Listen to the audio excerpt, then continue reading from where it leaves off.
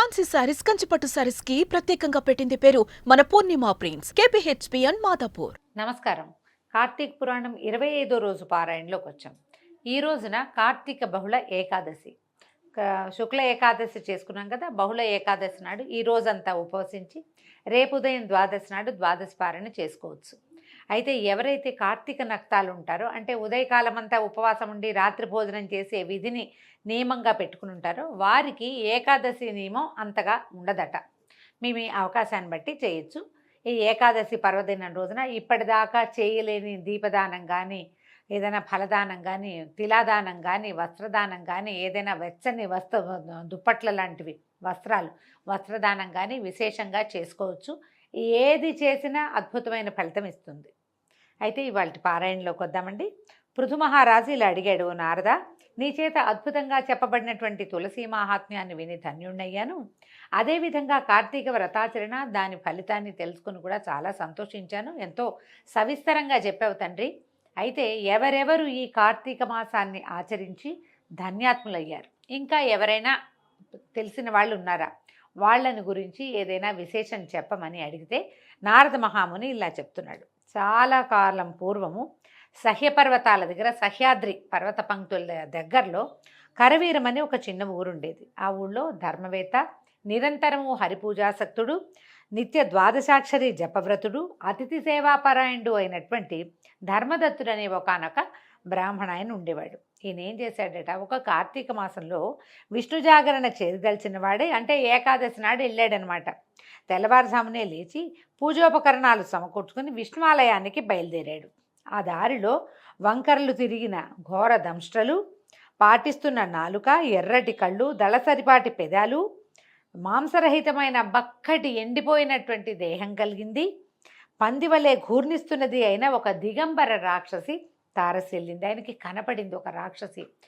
ఎండుగా ఉంది, బక్కగా అంటుకుపోయింది, డొక్కలు అంటుకుపోయి, నాలిక బయటికి వచ్చి నాలిక పైకి కిందకి పావు నాలికలాగా కదులుతూ, కళ్ళు మిడిగుడ్లుగా కళ్ళు, ఒంటి మీద వస్త్రాలు లేవు, స్త్రీ శరీరం అని తెలిసేలాగా ఉంది, కానీ ఆ ఎండిపోయినట్టుగా ఉందన్నమాట. చూడ్డానికి భయం వేసేలాగా ఉందట. ఈత పొదలాగా జుట్టు, పళ్ళు కూరలు బయటకు వచ్చేసి కనపడుతున్నాయి. ఎంత భయం వేసేలాగానో ఉంది. అయితే ఆమె కనపడేసరికి దాన్ని చూసి భీతి చెందిన రాక్షసుడు హరిస్మరణతో తులసీభరితమైన జలతాడనం చేయటం వల్ల ఆ నీళ్లు సోకగానే దాని పాపాలన్నీ పటాపంచలైపోయాయి. ఈయన ఆ చేతోటి నీళ్లు పట్టుకెళ్తున్నాడు దేవాలయానికి. తులసి కూడా పట్టుకున్నాడు. ఈ చేత్తో ఇట్లా తులసి పట్టుకుని ఇట్లా కమండలం పట్టుకున్నట్ట. ఈ తులసి జారి ఆ నీళ్లలో పడింది. ఈయన భయపడి చేతిలో ఉన్న వస్తువు విసిరేశాడు దాని మీద. మనం కూడా చేస్తాం చూడండి, అట్లా చేతిలో ఉన్నది ఏదో అది ఏమిటో చూసుకోకుండానే చేస్తాం.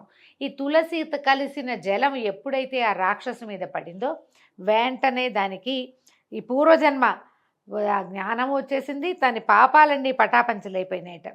ఈ పాపాలన్నీ పోవటం వల్ల తద్వారా కలిగిన జ్ఞానం వలన కలహ అనే పేరున్న ఆ రాక్షసి ఆ బ్రాహ్మణుడికి సాష్టాంగంగా ప్రణమిల్లి నేల మీద పట్టుకుని దండం పెట్టేసిందిట. తన పూర్వజన్మ కర్మ విపాకాన్ని ఇలా విన్నవించింది. కలహ ఏం చెప్తోందంటే, ఓ పుణ్యమూర్తివైన ఓ బ్రాహ్మణ, పూర్వములో నేను సౌరాష్ట్ర దేశమందలి భిక్షుడనే బ్రాహ్మణుని భార్యను. అప్పుడు మిక్కిలి కఠినురాలై ఉంటూ కలహ అని పిలువబడేదాన్ని. నేనేనాడు నా భర్త ఆజ్ఞను పాటించి ఎరగను, ఆయన హితవుని ఆలకించిన దాన్ని కాను. నేను అలా కలహకారిణినై అహంకరించి ఉండటం వల్ల కొన్నాళ్లకి మా నాథుని మనసు విరిగి మారువను వాడాలనే కోరికతో ఉండేవాడు. భార్యలు సరిగ్గా ఉండకపోతే దీన్ని వదిలేసి ఇంకో పెళ్లి చేసుకోవడం ఇప్పుడు సిద్ధాంతం. అప్పట్లో ఆ భార్య ఉన్నా కూడా పెళ్ళిళ్ళు చేసుకునేవాళ్ళండి. ఇది ఈమెతోటి కాదు, మన ధర్మం ఈమెతో ప్రవర్తించదు, ఇంకొక వివాహం చేసుకోవాలని అనుకున్నాడు. అయితే ఈవిడ, ఈ కలహ అనే ఆవిడ, నేను ఆయన సుఖపెట్టలేకపోయినా ఆయన సంతోషంగా ఎలా ఉంచాలి, నా పద్ధతి మార్చుకోవాలి అలా నేను ఆలోచించలే. కానీ అతను మారుమను చేసుకోదలుచుకున్నాడన్న కోరికని గుర్తించి భరించలేక విషం దాగి చనిపోయాను. ఆత్మహత్య మహాపాతకం అండి. ఆత్మహత్య చేసుకున్న వాళ్ళు కొన్ని వేల జన్మలు, దిక్కుమాలిన జన్మలు ఎత్తుతారట. అస్సలు శరీర త్యాగం మనంతటా మనం చేయకూడదు. కార్తీక పురాణంలో కథలు ఉంటాయి చూడండి. తండ్రి చనిపోయాడు, భర్త చనిపోయాడు, ఆ స్త్రీ ఒక్కతే ఉంది, నేను ఒక్కదాన్నే ఏమవుతాను అని అనుకోలే. ఆవిడ అట్లాగే దైవసేవతోటి, దైవసేవ తర్వాత చుట్టుపక్కల వాళ్ళకి ఏదో చూస్తూ మొక్కామోడు పెంచుకుంటూ జీవన పర్యంతము గడపాల్సిందే. మానవుడు అన్నవాడు చనిపోకూడదు, ఎవరూ లేరని.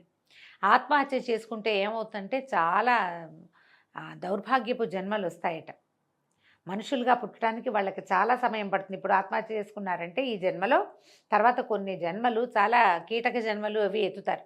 మనుషులుగా జన్మనెత్తినా కూడా వీళ్ళు పాపం అంటే మనకి పురాణాల్లో ఇట్లా చెప్తారండి, అవయవాలు లోపంతో జన్మిస్తారు, అనారోగ్యంతో జన్మిస్తారు, అవన్నీ బాధలు. అందుకని ఎప్పుడు ఆత్మహత్యకి ప్రేరణ మనం ఇది కాకూడదు. ఏదో సమస్య వస్తే దాన్ని తీర్చుకోవడానికి ప్రయత్నం చేయాలి. ఇక్కడ కాకపోతే ఇంకో చోట, ఈ జీవితం కాకపోతే ఇంకో రకమైన జీవితాన్ని మొదలు పెట్టుకోవాలి. కానీ జీవితాన్ని మాత్రం వదిలిపెట్టకూడదండి. ఆ వదిలిన వాళ్ళకి ఇట్లాంటిది వస్తుంది. ఈ భరించలేక భర్త ఇంకో పెళ్లి చేసుకుంటాడు అన్న మాటను భరించలేని ఈ స్త్రీ కలహ అనే ఆవిడ ఆత్మహత్య చేసుకుంది. యమదూతలు ఈవిడ్ని తీసుకెళ్ళట యముడి ముందు నిలబెట్టారు. యముడు చిత్రగుప్తుని చూసి, చిత్రగుప్త దీని కర్మకాండాలు తెలియజేయి, అవశ్యం అనుభోక్తవ్యం శుభాశుభ కర్మఫలం అన్నారు.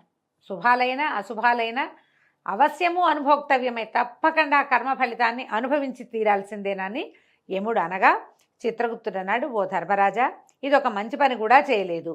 తాను షడ్రసోపేతంగా భోజనం చేసిన తర్వాత కూడా భర్తకి అన్నం పెట్టేది కాదు.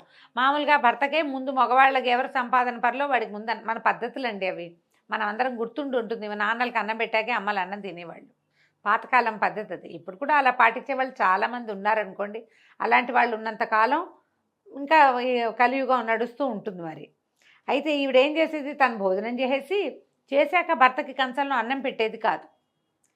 అందువల్ల మేక జన్మ ఎత్తి బాధిష్ట అగ్గుగాక. అందువల్ల ఏమిటి, ఈవిడ ఈ పని చేసింది కాబట్టి మేక జన్మలు ఎత్తాలంటే మన భూలోకంలో ఉన్న మేకలన్నీ మొగుడికి అన్నం పెట్టకుండా తాము తినేసిన వాళ్ళే మేకలయ్యారనమాట. నిత్యము భర్తతో కలహించి అతని మనసుకి బాధ కలిగించినందుకు గాను పురుగై పుట్టుగాక. వండిన వంటను తానొక్కతే తిరిన పాపానికి పిల్లిగా పుట్టి తన పిల్లలను తనే తినుగాక. భర్తృద్వేషిణి అయి ఆత్మహత్య చేసుకున్నందు వలన నిందితమైన అత్యంత నిందితమైన ప్రేత శరీరాన్ని పొందుగాక. ఇది ప్రేత రూపాన్ని పొంది కొన్నాళ్ళు నిర్జల స్థానంలో ఉండి అనంతరం సత్కార్యములను ఆచరించుగాక అని తీర్మానించాడు. ఇన్ని శిక్షలు వేశారండి. ముందు మేఘగా పుట్టు, తర్వాత ఏం చేతు పురుగ్గా పుట్టు, తర్వాత పిల్లిగా పుట్టు, తర్వాత ప్రేత శరీరాన్ని పొంది గాలిలో తిరుగుతూ ఉండు. నిర్జనంగా ఉండేది ఎవరు, నిర్జలము నిర్జనము కూడా, జనం లేని చోట జలం కూడా లేని చోట ఉండి ఉండి ఉండి ఉండి ఆ తర్వాత ఏదో సత్కార్యాలు ఆచరించవచ్చు. అప్పుడెప్పటికో సరైన జన్మ వస్తుందని చిత్రగుప్తుడు చిట్టా చదివి చెప్పాడు. అది మొదలుగా ఓ ధర్మదత్త, నేను 500 సంవత్సరాల పాటు ఈ ప్రేత శరీరం ధరించి ఆకలి దప్పులతో అల్లాడుతూ అలనాటి నా పాపాలకై దుఃఖిస్తున్నాను. అయితే అనంతరము కృష్ణా సరస్వతి సంగమ స్థానమైన దక్షిణ దేశానికి రాగా అక్కడి శివగణాలు నన్ను తరిమి కొట్టగా ఇలా వచ్చాను. పరమ పావనమైన తులసి జలాలతో నీవు తాడించడం వలన ఈ పాటి పూర్వస్మృతి కలిగింది. పుణ్యతేజస్వివైన నీ దర్శనం లభించింది. కాబట్టి కళంకరహితుడమైనటువంటి ఓ భూసురా, ఈ ప్రేత శరీరం నుంచి దీన్ని తదుపరి ఎత్తవలసిన యోనుల్లోని జన్మత్రయాన్నించి నాకెలా ముక్తి లభిస్తుందో చెప్పి రక్షించు అని పరిపరి విధాలుగా ప్రాధేయపడిందట. కలహ చెప్పిందంతా విని కలతపడిన మనసు కలవాడైన విప్రుడు చాలాసేపు ఆలోచించాడు, ఏం చేయటమా అని. ఆలోచించి దుఃఖభార హృదయుడే ఇలా చెప్పసాగాడు. ఏమంటున్నాడో చూద్దాం. ఓ కలహ, తీర్థాలు దానాలు వ్రతాలు చేయటం వల్ల పాపాలు నశిస్తాయి, కానీ నీ ప్రేత శరీరం వల్ల వాటిని ఆచరించేందుకు నీకు అధికారం లేదు. మానవ శరీరం ఉండాలి. అందుకని మానవ జన్మ అత్యంత దుర్లభమైనది. ఈ శరీరం లభించినప్పుడే చేయగలిగినన్ని దానాలు, మంచి పనులు, సత్కార్యాలు చేసుకో.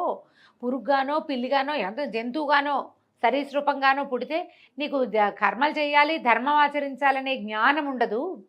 ఆ శరీర ధర్మం ఏమిస్తుందో అదే ఆచరిస్తావు. ఒక మనిషికి మాత్రమే సమస్త ధర్మాలు తెలుస్తాయి, చేసేందుకు అవకాశం కూడా లభిస్తుంది. ఏమీ లేదు మన చేతిలో దానం చేయటానికి.